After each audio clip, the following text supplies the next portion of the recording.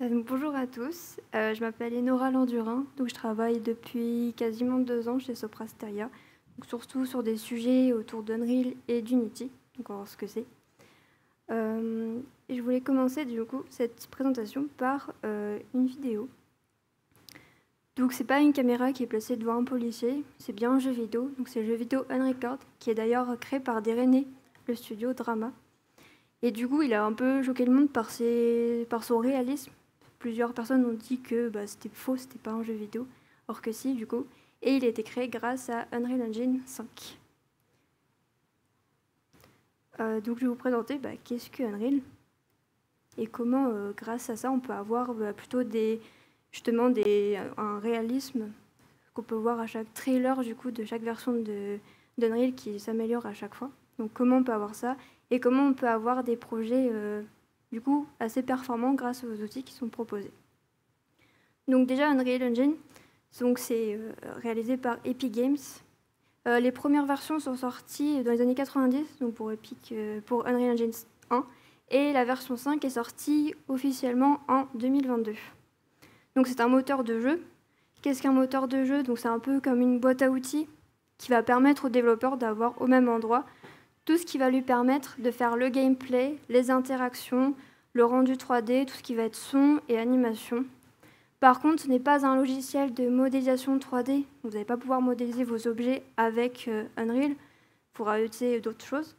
Mais par contre, vous allez pouvoir intégrer justement vos modèles dans la plateforme et pouvoir les animer et les modifier comme vous voulez. Donc, je vais vous parler plus tard justement de quelques astuces si vous ne savez pas comment modéliser vos objets. Donc, les principaux moteurs, il n'y a pas que Unreal, il y a aussi Unity, c'est un peu les deux principaux du marché. Il faut savoir qu'il y a aussi les studios de jeux qui créent leur propre moteur, mais ils sont pas forcément on ne peut pas forcément y accéder après. Et donc, je vais vous présenter des cas un peu d'utilisation. Donc, le plus évident, c'est les jeux vidéo, donc je vais moins en parler. Mais c'est utilisé également au niveau architecture, également pour les films. Par exemple, l'année dernière, Dune, deuxième partie, donc, a utilisé Unreal pour sa pré-production et donc pour voir ce qu'allait rendre en fait les lumières sur les acteurs. C'est également utilisé en simulation. Et là, je voulais vous présenter le premier exemple. Donc, c'est sur les jumeaux numériques. Donc, un jumeau numérique, c'est une représentation virtuelle d'un système réel. Ça peut être un bâtiment, une voiture, ce que vous voulez. Et ça va pas juste être une maquette 3D, puisqu'on va venir lui apporter des données réelles qui proviennent de capteurs, de bases de données. Et grâce à toutes ces données, on va rendre justement cette maquette dynamique et interactive. Donc l'exemple que vous voyez, c'est le jumeau numérique de l'aéroport de Singapour. Donc ils l'ont créé, grâce à ça, ils peuvent voir en temps réel où sont les avions, où sont les personnes à l'intérieur, les taxis, les bus, tout ça. Donc ça va leur permettre de faire des statistiques, de pouvoir optimiser les lieux aussi, et de les aider à prendre des décisions sur toute leur infrastructure.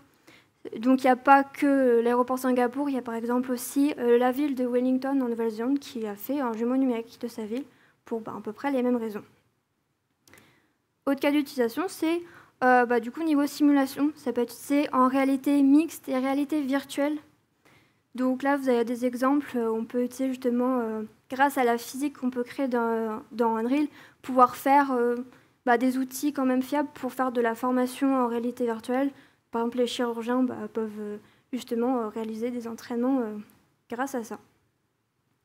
Donc maintenant que vous avez un peu les cas d'utilisation, comment ça va se passer après sur Unreal, donc comment on crée notre projet.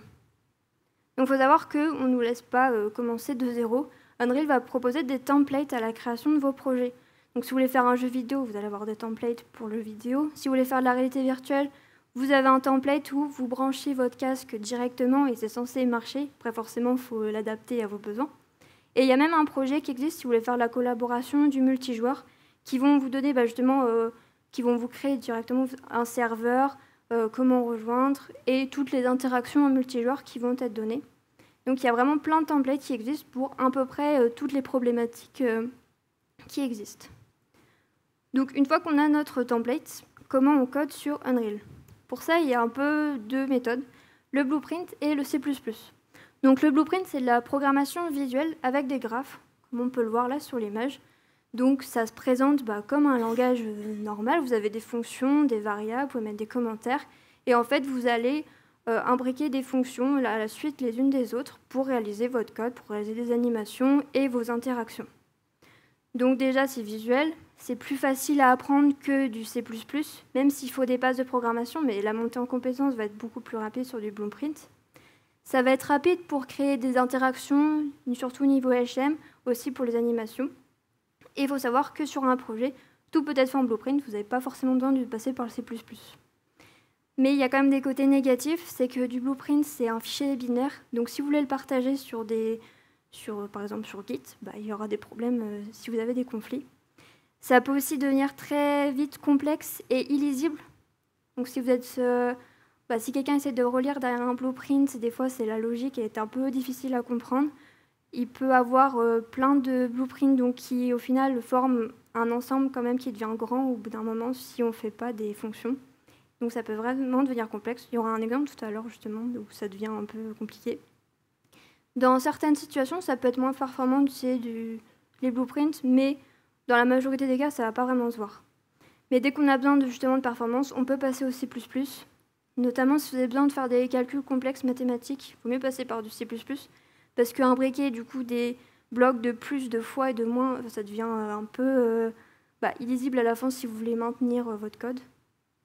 Ça va être forcément du coup là, vu que c'est un fichier normal, vous pouvez facilement le relire et le partager sur les outils comme Git.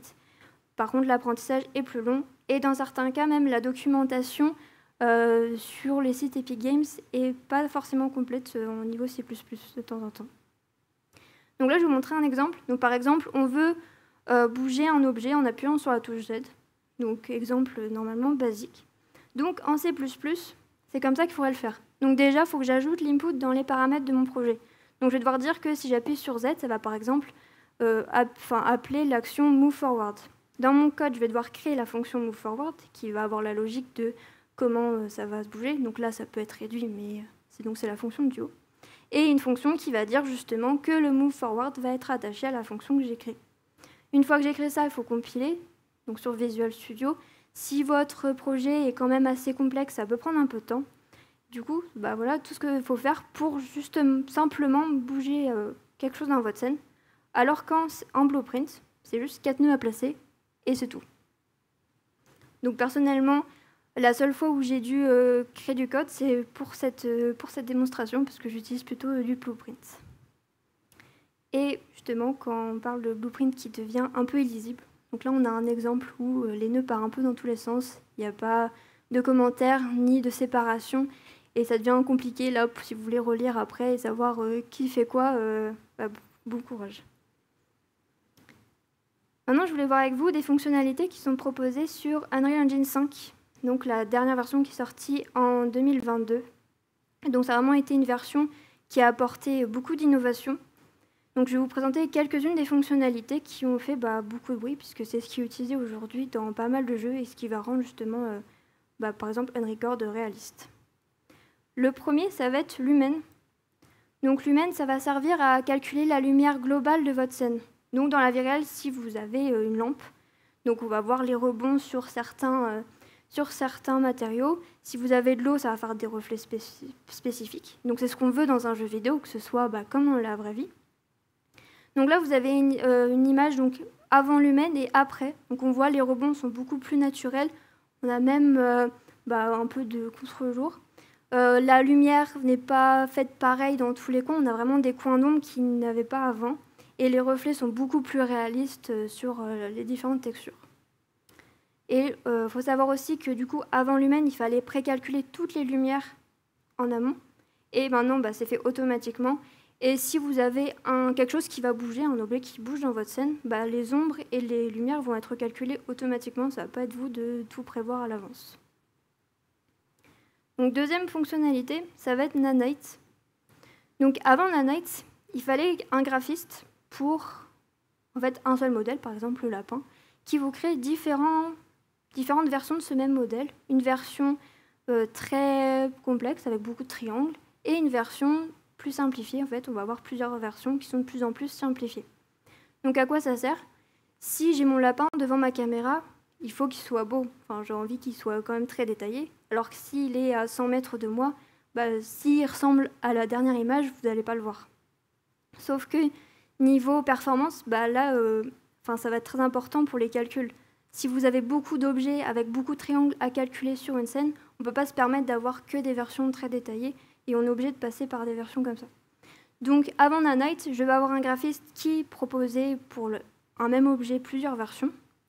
En plus de ça, il fallait que je sois capable, en fonction de la distance de l'objet avec ma caméra, de charger et décharger les modèles. Donc ça, c'était avant. Donc là, vous en doutez maintenant, Nanite réalise le tout automatiquement. Il va être capable de découper intelligemment le modèle. Donc là, on n'a plus qu'à lui donner simplement le premier modèle. Et il va le découper intelligemment et c'est lui qui va gérer justement toute cette histoire de triangle. Il va également, lui, il ne se base pas que sur la distance avec la caméra, mais également le fait que si votre objet prend beaucoup de place à l'écran, aussi là, il faut le détailler, alors que si il est très loin et qu'en plus il ne prend pas de place, on peut se permettre vraiment de quasiment pas le voir. Et grâce à cette découpe également, si votre objet est caché, donc par exemple votre lapin est derrière un arbre où on voit juste sa tête, on ne va pas calculer ce qui n'est pas visible à la caméra. Et donc encore une fois, c'est ce qui va permettre de gagner beaucoup de performance dans les jeux ou autres projets. Et aussi, il y a quelques petits points négatifs de Nanite. Donc, aux dernières nouvelles, c'était pas disponible en réalité virtuelle et ça marchait pas très bien sur certains matériaux. Donc, ça tend à être amélioré. Ça va d'ailleurs être amélioré depuis les premières versions. Et autre fonctionnalité que je voulais vous parler aujourd'hui, c'est le World Partition. Donc, ça va permettre en fait de gérer des très grands terrains. Donc, dans un jeu vidéo, si vous avez un monde ouvert, c'est avec le World Partition qu'on va gérer ça. Donc avant, comment il fallait faire ? Il fallait que, par exemple, moi, développeuse, je coupe mon terrain en plusieurs parties et en fonction de là où est ma caméra, je vais charger, décharger les tuiles parce que je ne vais pas justement charger l'ensemble du terrain en mémoire. Ça prendrait beaucoup trop de temps de calcul. Donc il faut vraiment charger qu'une petite partie. Et donc c'était un travail vraiment manuel. Et grâce au World Partition, c'est fait automatiquement. Et il va même être capable, en fait, au lieu d'avoir justement des tuiles, de vraiment charger un rayon autour du joueur. Et donc ça va vraiment être mieux parce qu'il ne va pas charger vraiment des grosses tuiles, mais juste un rayon autour. Et ce qui va être beaucoup plus naturel. Donc par exemple, pour notre jumeau numérique, si vous avez une ville, vous pouvez utiliser le World Partition pour le gérer. Et en plus de ça, justement, dans ma ville, si je veux placer des choses, par exemple, je ne sais pas, un arbre ou mes avions, justement, dans le jumeau numérique de Singapour, comment je place mes avions de manière réaliste parce que donc, par exemple, mes capteurs vont me donner des latitudes, longitudes, donc des coordonnées réelles. Comment je vais les placer automatiquement sur Unreal ? Donc là encore, il y a un système de géoréférencement qui existe, qui vont permettre de prendre ces coordonnées et les mettre en coordonnées Unreal directement. Et c'est comme ça qu'on va pouvoir avoir des positionnements réalistes. Et également avoir les bonnes distances entre les objets. Donc maintenant, si vous voulez mettre dans votre jumeau numérique des personnages, des objets 3D, comment ça se passe ? Donc moi personnellement, si vous me demandez de créer un personnage en 3D, ça va plutôt ressembler à cet objet-là. Mais avoir des personnages cubiques dans New York, c'est peut-être pas ce qu'il y a de mieux. Nous, on aimerait justement avoir des personnages comme dans les jeux vidéo, comme ce qu'on voit. Maintenant, les jeux vidéo modernes, ils ont des personnages comme ça. Donc c'est ce qu'on veut. Sauf qu'au final, ce personnage-là peut être fourni directement par Unreal. Donc ça s'appelle MetaHuman. En fait, ça va être directement sur un site web à la manière des Sims. Vous allez pouvoir modifier votre personnage, ses vêtements, tout ce que vous voulez. Et après, il va être importable directement sur Unreal dans votre projet. Il y a même des animations qui sont données et qui vont, par exemple, pour pouvoir le faire marcher, pouvoir le faire cligner des yeux, tout ce qu'on voit, ça va être donné et ça va être vraiment très pratique pour les développeurs pour l'utiliser dans les projets et pas avoir justement mettre des semaines à créer mon modèle de personnage que je veux. Donc deuxième outil, si vous voulez cette fois plutôt des objets, donc ça va être Fab, donc ça va être vraiment le magasin d'assets, vous pouvez trouver des choses gratuites ou payantes dessus. C'est là où toute la communauté va mettre ces objets. Et donc je vais vous parler du plus connu, c'est Megascan, parce qu'il propose justement des arbres, des plantes, même des objets pour les pièces. Donc les deux images, c'est de Megascan, mais vraiment des visuels photoréalistes. Et c'est d'ailleurs ce qui est utilisé justement dans Unrecord, le jeu que je vous ai montré au tout début. Et petit aparté, par exemple, si vous voulez faire une forêt, bon, on ne va pas placer les arbres, les feuilles, les fleurs à la main, modèle par modèle, ça prendrait des semaines. Donc c'est vraiment pas ce qu'on fait. Il y a des outils, une fois encore, qui existent, qui vont permettre, par exemple, de délimiter une zone, de dire que dans cette zone, je veux tel objet, tel arbre, tel rocher, même configurer pour avoir de l'aléatoire dans les tailles, dans la densité. Et c'est comme ça qu'on va pouvoir créer justement des forêts ou autres décors justement qui a besoin d'aléatoire et de pas juste vraiment tout placer à la main, ce qui prendrait beaucoup trop de temps. Donc pour conclure, Unreal Engine est quand même un outil très puissant qui va permettre à peu près n'importe qui de développer quelque chose très rapidement et avoir quelque chose de très réaliste. Donc grâce au blueprint par exemple, et grâce aux outils que l'on a pu voir, le Lumen, Nanite, mais il en existe encore plein d'autres que je n'ai pas pu aborder aujourd'hui. Mais vraiment, il y a beaucoup de choses qui sont apparues, surtout avec la version 5 d'Unreal. Et c'est grâce à cette version que justement c'est devenu l'un des leaders sur le marché et peut-être même dépasser Unity. Et aussi, pardon. C'est l'un des points négatifs du coup d'Unreal, ça va être surtout les performances, comme on l'a vu sur Nanite, et l'optimisation qui va être quand même compliquée. Là, il faut un peu plus de connaissances, parce que certes, les outils qu'on a vus permettent de, justement, je n'ai pas à connaître forcément tous les calculs mathématiques pour calculer ma lumière, mais il y aura quand même des optimisations qui vont être nécessaires et qui ne sont pas évidentes à faire. Et donc, c'est l'un peut-être des points faibles, justement, entre réalisme et performance, mettre le curseur au bon endroit pour avoir le meilleur des deux. Donc, merci à tous pour, pour m'avoir écouté.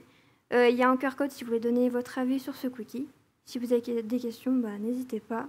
Et aussi mon LinkedIn si vous avez d'autres questions plus tard. Merci.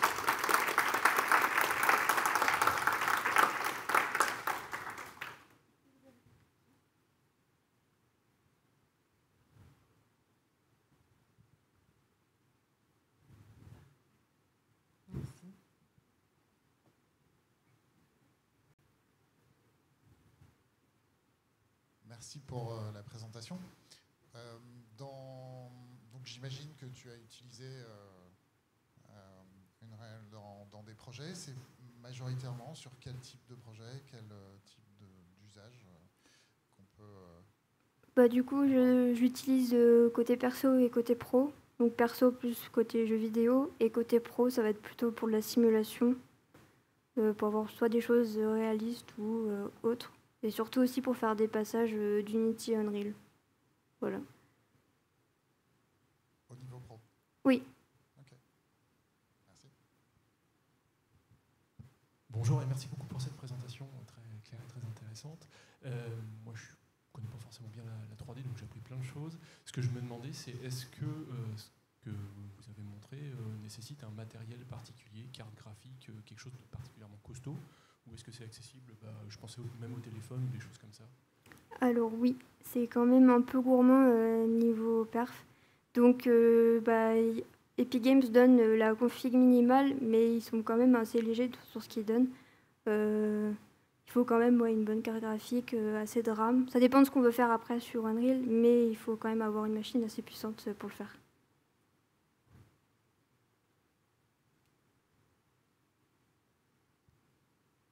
D'autres questions? Merci beaucoup.